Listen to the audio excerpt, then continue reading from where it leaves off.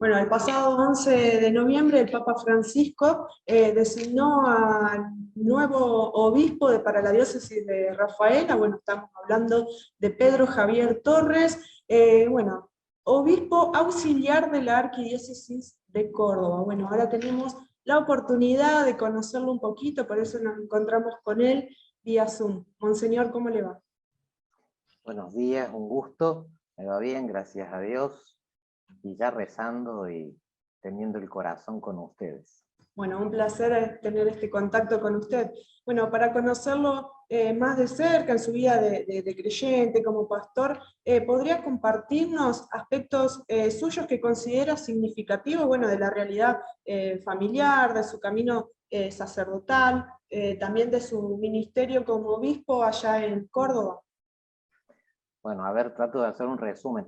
Por una parte he visto que en las fotos que han puesto en algunos medios me ponen mucho más joven. Algunos van a creer que no tengo canas y yo ya peino canas. Me han puesto fotos de hace 12 años en algún medio que he visto. Nací en Córdoba, pero con una raíz, digamos así, en un pueblito que está más allá de Altagracia, que se llama Anizacate, donde era el único abuelo que conocí. Yo soy el menor de 8 hermanos y no tuve la gracia de conocer a mis abuelos, pero en la realidad familiar ellos han marcado un poco la historia porque tanto el abuelo materno como el paterno eran hombres de fe y hombres muy cercanos a la vida eclesial. Uno marcado por el dolor, porque mi abuela tenía una enfermedad que en aquella época no tenía cura ninguna, que era el Parkinson desde muy joven, y mi abuelo, los hermanos de mi mamá eran 9, crió toda la familia medio solo, pero con una vida de fe hermosa, y mi abuelo paterno era sacristán en una capilla, y está enterrado en la capilla de Anizacate como un hombre que hizo mucho bien allí. Bueno, yo soy el octavo hijo, como les decía, y mi papá y mi mamá también muy creyentes, con estilos distintos en su vida de fe. Mi papá, un hombre dedicado a lo social, a lo político, pero con un conocimiento de la doctrina social de la Iglesia muy intenso, y una defensa de la justicia, de los derechos humanos, de la democracia, que marcaron mi vida. De hecho, mi papá fue uno de los fundadores en su momento de la democracia cristiana acá en Argentina, con un rosarino, Lewis, que fueron en el año 44 los que trajeron la democracia cristiana a Argentina, aunque mi papá se retiró de la política en el año 72, 73, ya jubilándose. Vivió hasta los 90 y pico después. Mi mamá, como decía, fue maestra, y maestra rural, la maestra de todos los grados, en algunos lugares que se llaman acá Dumesnil, La Calera, Saldán. Antes de ellos habían vivido en Belleville. Y cuando fui niño fui a un colegio parroquial los primeros años, y después a un colegio franciscano, porque nos trasladamos a vivir al centro para que mis hermanos pudieran estudiar, porque vivíamos en un barrio de Córdoba a mitad de camino entre esos pueblos en que mi mamá era maestra, papá trabajaba en la ciudad y mamá en el interior, entonces vivíamos a mitad de camino. Y la verdad que tengo que dar gracias a Dios, que tuve una infancia hermosa. Sí, era fácil armar un equipo de fútbol entre tantos varones. De hecho, teníamos hasta un pequeño club de fútbol entre todos los primos y demás. Y los veranos trabajaba en el campo también, ahí en Anizacate, las tareas de jardinería. Además que hasta el día de hoy he seguido haciendo donde estoy. Me eduqué con los franciscanos y eso también fue una marca en mi vida y en mi vida religiosa. Diría que momentos hermosos de mi vida religiosa fue mi primera comunión, que hice en Anizacate, y la gracia de Dios hizo que mi catequista hablara tanto del amor que se enamorara de un hermano mío y se casó con un hermano mío. Fue la catequista de comunión, hasta el día de hoy, mi cuñada. Y después hice la confirmación con los franciscanos. Quien fue mi catequista hoy es el provincial de los franciscanos, las vueltas de la vida. Y graciosamente yo siempre digo, cuando terminé la catequesis de confirmación, yo tenía en la cabeza eso, bueno, ya pasé la comunión, pasé la confirmación, ahora termina todo, y ese mismo día de la confirmación alguien me dijo, y pensar que ahora comienza todo. Yo no sabía la cantidad de líos que me iba a meter. Y uno de esos líos fue, vamos a resumir, cuando iba terminando el secundario me empecé a preguntar también no solo qué querría hacer yo, sino qué querría Dios de mí, terminé ingresando al seminario en 1978, el mismo año que entró al seminario el padre Luis Secchi, al que tengo una amistad y es un gozo volvernos a encontrar y compartir vida, con el que estudié prácticamente casi todas las materias del seminario, compartimos, es más, yo me ordené un 6 de diciembre y él se ordenó un 14 de diciembre, el mismo año, pude estar en su ordenación sacerdotal. Hemos seguido en contacto, en comunicación, estos 38 años de vida sacerdotal. Después como sacerdote yo quedé en la formación, apenas me ordené, y atendiendo barrios de la periferia de Córdoba. 4 años después me nombraron párroco y he pasado por 6 parroquias más o menos en estos años, al mismo tiempo que seguía dando clases en el seminario, también en el seminario de Encarnación, en Existencia. Después tuve 2 años en Italia, pero como ya tenía 11 años de cura cuando fui, no aguanté, y además de estudiar trabajé en algunas parroquias, la parroquia San Pío V de Roma, la parroquia de Tor Viscosa en la zona de Udine, la parroquia Santa Lucía de Livorno, y la parroquia de Pescia. Ahí estuve ayudando en distintos momentos, cuando estuve viviendo en Italia, pero no aprendí el piemontés. Yo aprendí el friulano y aprendí otros dialectos. Ahora me preguntaron si sabía piemontés, no, voy a tener que aprender un poquito para algunas zonas de la diócesis. Pero el italiano sí, hablo italiano, así que con algunos me voy a poder entender. Y hace 9 años me llamó notablemente el mismo día en que se ha hecho público el nombramiento ahora, un 11 de noviembre, el nuncio, para pedirme que fuera, el Papa Francisco me pidió que fuera obispo auxiliar de Córdoba. De hecho, habían pasado muchos años sin obispo auxiliar en Córdoba. La anterior había sido Monseñor Robay, que había sido destinado como 5 o 6 años antes a la diócesis de Villa María. Y bueno, estos 9 años he colaborado. Después se sumó Monseñor Zairuti, que ya lo conocerán, a los 2 años, con los últimos años de ministerio de Monseñor Ñañi, que estuvo aquí 22 años de obispo, antes había estado en Tucumán. Bueno, y al lado de él he aprendido un poquito lo que significa este ministerio de pastorear. Córdoba es una diócesis muy distinta, porque es la capital, porque es una diócesis con una historia muy grande, más de 450 años, y con 2 millones y pico de habitantes, y también con unas 40 parroquias del interior. Le llamamos la campaña acá, pero es lo más parecido a Rafaela en algunas zonas, ¿no? En estos años también, por providencia de Dios, porque en realidad yo me había dedicado a la pastoral familiar y a la pastoral de la salud, que son ámbitos donde yo tengo unas raíces muy viejas, y en el velorio de un sacerdote que se encargaba del ecumenismo, que murió muy joven, que era del Arañado, una zona vecina allá, Ñañi me dijo, te haces cargo del ecumenismo, y entonces hace 13 años vengo trabajando en el diálogo ecuménico. Me doy cuenta que Dios había preparado en su providencia, porque yo había nacido y crecido, cuando viví en el centro de Córdoba, al lado de la sociedad sirio-libanesa, musulmana. Mis padres tenían amigos judíos. Bueno, fue como muy natural meterme en este ámbito del diálogo ecuménico e interreligioso, y he aprendido muchísimo en estos años, al punto que mis hermanos obispos, ya en un segundo periodo, estoy ejerciendo como presidente de la comisión, y esto implica, además del diálogo, el conocimiento y los vínculos fraternos, un trabajo por la paz. Yo decía recién lo franciscano en mi vida. Nosotros en el colegio rezamos todos los días la oración de San Francisco: Señor, haz de mí un instrumento de tu paz. En estos últimos 9 años he trabajado con el Comité Interreligioso por la Paz y con Religiones por la Paz, que es un organismo internacional, y ciertamente con los organismos eclesiales. Un tema que yo he hecho presente en otras entrevistas: hoy la paz está muy herida, fragmentada. Bueno, este es un pantallazo. Entonces ya voy, no va a un 0 kilómetro, va a un auto usado, pero algo de la experiencia también podrá servir para acompañar. De hecho, las cosas también de la providencia, yo estuve acompañando un poquito esta iniciativa que se dio en Sunchales, de un espacio interreligioso que se inauguró el año pasado, porque estaba vinculado a la Comisión de Ecumenismo Nacional, y ahí fui a Sunchales para la inauguración. No me iba a imaginar en ese momento que ahora tenía que ir a vivir a, a la zona de ustedes, y lo hago con gusto, pero con sorpresa también, porque no me lo esperaba. Usted hablaba de la paz recién. ¿Qué otros temas de la realidad de nuestra iglesia, de nuestro país, son de importancia o de preocupación para usted?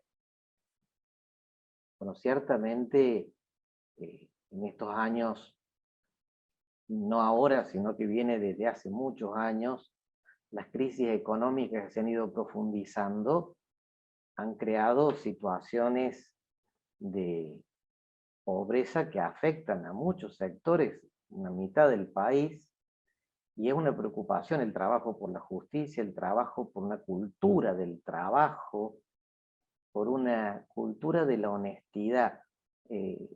Yo te decía que fui docente, bueno, fui docente de teología moral muchos años, y ya en el año 83 el episcopado argentino, haciendo como un examen de conciencia de lo vivido en la época en que se quebró la democracia, la dictadura militar, decía que todo lo que se vivió, los horrores que se vivieron, eran signo de una crisis ética mucho más honda de lo que aparecía. Bueno, creo que en estos años ha ido apareciendo esa crisis, que tiene también aristas impensadas.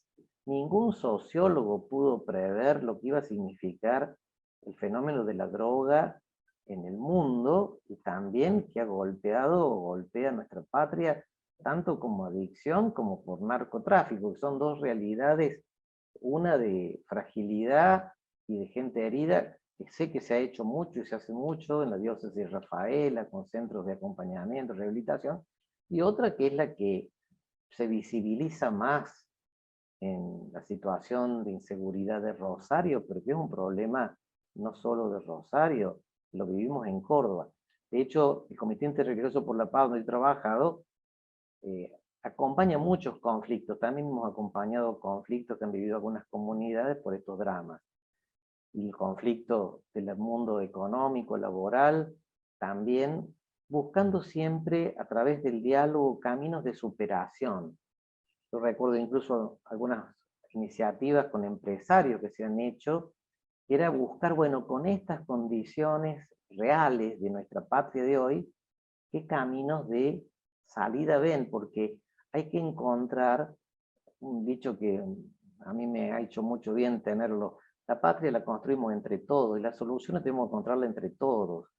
Hoy eclesialmente esto le llamamos sinodalidad, pero en realidad en esta patria tan plural y tan maravillosa, que recibió migrantes de tantos lados, la comida la hemos asumido, porque comemos de la pizza a los italianos, a el asado criollo, o la baña cauda, o el strudel de los alemanes. Ahora tenemos que aprender lo mejor de cada pueblo y no dejarnos dormir en los laureles de una patria que tiene tantos recursos, porque tenemos que administrarlo bien para que todos puedan vivir dignamente. Mi preocupación es que haya una vida digna y una vida con sentido. Yo recuerdo en mi adolescencia, a mí me impactó mucho la época de la violencia. Yo no quiero la violencia y quiero que todos encontremos el sentido de la vida. Cuando apareció este psiquiatra, Víctor Frank, que escribió aquello del hombre en búsqueda del sentido, el drama que significa el vacío existencial, decía él, bueno, yo me sentí muy identificado y quiero ser en mi vida un servidor de la alegría del Evangelio, de la alegría del encuentro con Jesús, y también que pueda ayudar a otros a descubrir que la vida vale la pena y que no es solo para acá, que Jesús tiene palabras de vida eterna, como dijo San Pedro, también en momentos duros. Entonces, aunque estemos en momentos duros, me parece que el anhelo es ser servidor de esperanza y de consuelo, porque hay sufrimientos que se afrontan, digo, los duelos que estamos viviendo todavía de la pandemia, están ahí y hay que afrontarlos, pero no mintiéndonos, sino abriendo el corazón a la esperanza. Monseñor, ¿cómo vivió este nuevo llamado? ¿Cómo lo recibió? La verdad que al comienzo me dejó un poquito choqueado, porque no me lo esperaba. eh, Sobre todo unas horas, vamos a decir así, pues fue un lunes, yo estaba solo, me sirvió para hacer oración, y justo me puse a hacer una lectura espiritual y era la llamada al profeta Elías, que le decía, sal de tu tierra y vete a donde yo te indicaré. Para mí me dio mucha paz el libro Los Reyes, capítulo 17, justo una reflexión de una mujer que acompañaba el trabajo de un gran teólogo que se llamaba Urs von Balthasar. Bueno, eso me dio mucha paz, como diciendo, acá hay cosas de la providencia que me dicen, tengo que dejar mi tierra y dejar mis cosas. Es un nuevo comienzo para mí. Yo en algún sentido en el mundo docente, más estoy en edad de jubilarme. De hecho, este tiempo he estado en una tarea de romper papeles de cosas que ya no me van a ser útiles y ver qué cosas me van a ser útiles para servir a donde voy, pero un comenzar de nuevo y quiero aprender, sumarme al camino de discernimiento que ha hecho la diócesis Rafaela, a la que tengo la ventaja de quererla desde antes, me animo a decir. No solamente a través del cariño hacia los curas, que los he conocido en la formación. Uno de mis mejores amigos es un odontólogo que ya falleció, que se bautizó, recibió su comunión y su confirmación en la Catedral de Rafaela. Se llamaba Carlos Cordero, tiene unos sobrinos que son odontólogos, ya conoceré ahí en Rafaela. Estaba casado con Alicia Beltramino, también su papá era médico en Rafaela, bastante conocido, ella es médica también, alergista. Bueno, he tenido la ocasión de conocer rafaelinos y tengo otros jóvenes, digamos, que han venido a vivir a Córdoba. Entonces los quiero los rafaelinos desde antes. Ahora voy a tener que querer más rafaelinos, voy a tener que ensanchar el corazón y lo voy a hacer con mucho gusto, porque soy consciente que soy obispo no solo de la ciudad de Rafaela, sino, yo he dicho, desde Gato Colorado hasta Frontera, pero podría decir María Juana y envolver, ¿no es cierto? Sabiendo también que el ministerio del obispo también tiene una dimensión universal. Monseñor Casareto, que fue obispo allí, y lo conocí como obispo, un obispo joven que jugaba al fútbol con nosotros, solía decir que hay que dedicar también un tercio del tiempo del ministerio de un obispo a la Iglesia Universal. Bueno, entonces los servicios que vengo prestando los seguiré prestando, pero ya echando raíces en Rafael. Yo he sentido como arrancar un árbol viejo y plantarlo en otro lado. En ese sentido es un arrancón, por ahí me he emocionado con el cariño de la gente, sobre todo alguna gente mayor, se me larga a llorar porque dice, ¿cuándo va a volver? Dentro de 15 años, con suerte, le digo yo, y ahí se me largan a llorar y dice, yo no voy a estar, bueno, eh, nadie lo sabe porque hay que, pero es un momento como fuerte. Yo tengo muchas fans de cerca de 90, entonces esto se convierte en un momento duro, digamos, así de despedida.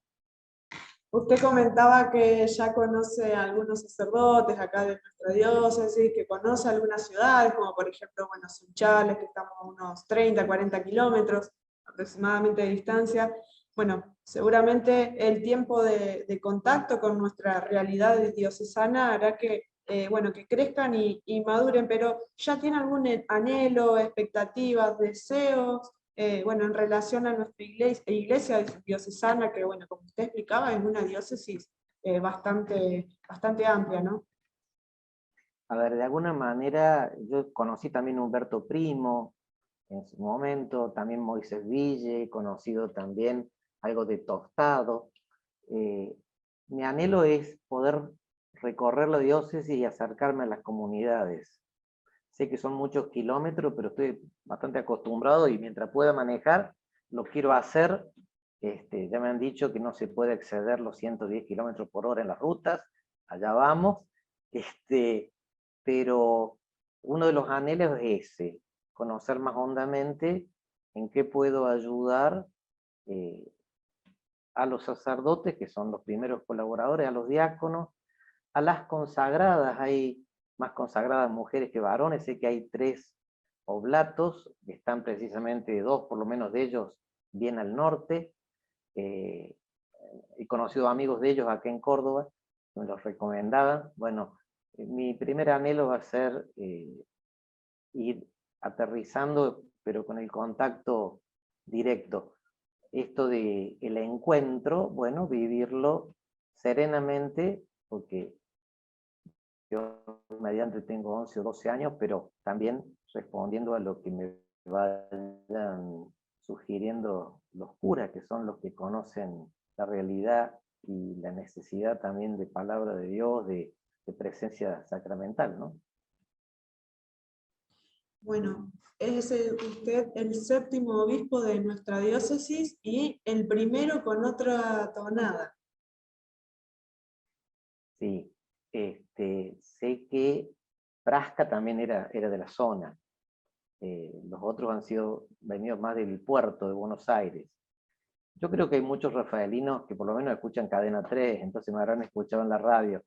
Y una cosa que yo no la noto tanto, pero me pasó cuando viví en Italia, que una vez tuve que dar una charla en Italia, y me dijeron, qué lindo escuchar hablar italiano con tonada cordobesa. Yo no me había dado cuenta. Así que me lo van a hacer notar ustedes cuando hable como con tonada cordobesa.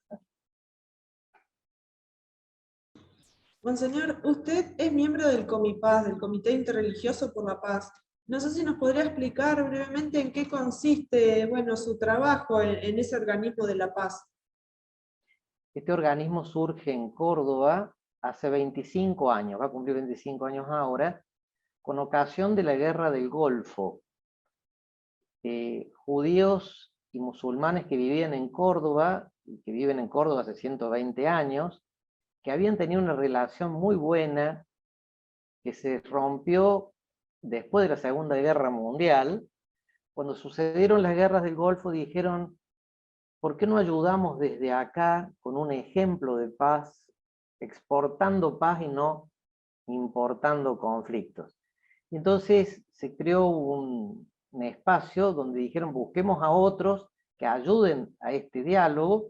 En ese momento estaba Monseñor Rodríguez, que era obispo auxiliar de Córdoba, y como Monseñor Rodríguez dijeron también, bueno, otros cristianos, se sumó el Consejo de Pastores, y ese núcleo primero, judíos, musulmanes, evangélicos y católicos, formaron este Comité Interreligioso por la Paz hace 25 años, como les decía, en el 88, y luego estuvo a cargo de un padre que se llamó Juan José Ribone por los católicos. Bueno, lo notable es que este organismo no es de un grupito de amigos, sino de delegados de las comunidades. El católico va delegado del arzobispo de Córdoba, el judío de la comunidad judía, los musulmanes de musulmanas y el pastor del consejo de pastores. Y ya han cambiado porque han fallecido los primeros. De hecho, yo soy como el segundo, he estado 13 años, antes había estado el padre Ribone. Yo comencé como sacerdote.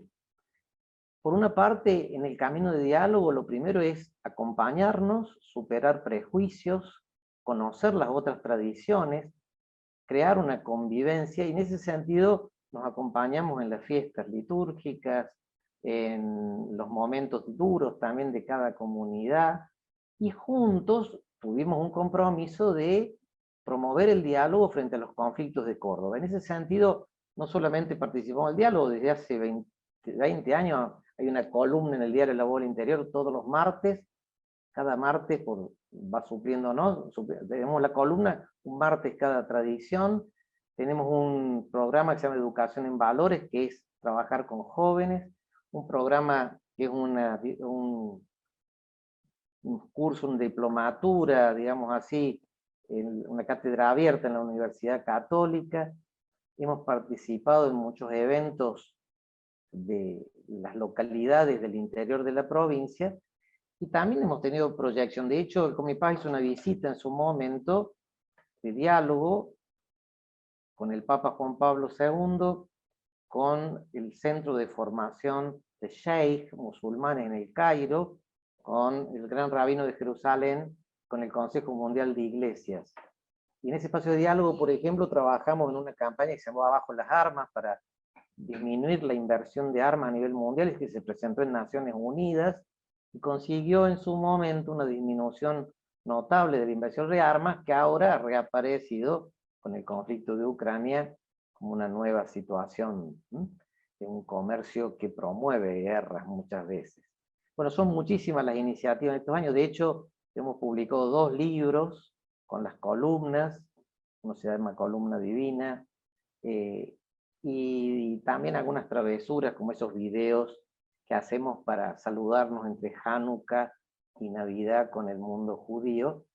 Hace poquitos días se ha realizado un primer encuentro de rabinos en el Vaticano, en la sala del sínodo, y de hecho el que llevaba la palabra y ha tenido un protagonismo importante ha sido el rabino Polakov, reconocido también entre los suyos, porque él estaba en su momento como encargado del diálogo interreligioso del mundo judío para Latinoamérica. De hecho, hemos hecho cosas también con el CELAM. De hecho, declaramos América Latina como espacio de convivencia interreligiosa junto al CELAM y a los organismos judíos y musulmanes de América Latina. Digo, se han dado pasos interesantes. Y en algunos conflictos puntuales, a mí me tocó un conflicto policial, apenas me hicieron obispo auxiliar, y también algunos más particulares de la Municipalidad de Córdoba, de los colectiveros y demás, donde tratamos de promover, hicimos un pacto social hace unos años también, avalado por la justicia de Córdoba. Así que nos metemos un montón de líos. Ahora eso tendrán que designar otro, porque el que participa de Córdoba está designado. Pero yo seguiré trabajando en este ámbito a través de la Comisión Episcopal, que tiene otras tareas, que es promover esto y lo posible y lo real en cada diócesis, porque Córdoba tiene una idiosincrasia propia por 100 años de migración judía y musulmana, pero hay otros lados donde no son comunidades tan asentadas, ¿no?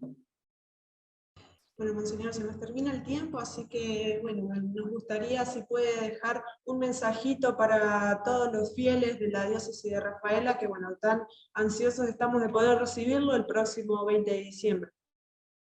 Estamos en el Adviento. Yo sé que en Rafaela el Adviento están esperándome a mí, pero en realidad hay que esperarlo a Jesús. Pocos días después de mi llegada voy a tener la gracia de celebrar la Navidad con ustedes. El obispo es pastor y es sacramento también, pero es como el portero, yo me animo a decir. Somos como Juan Bautista los que preparamos caminos, pero tenemos que encontrarlo a Jesús.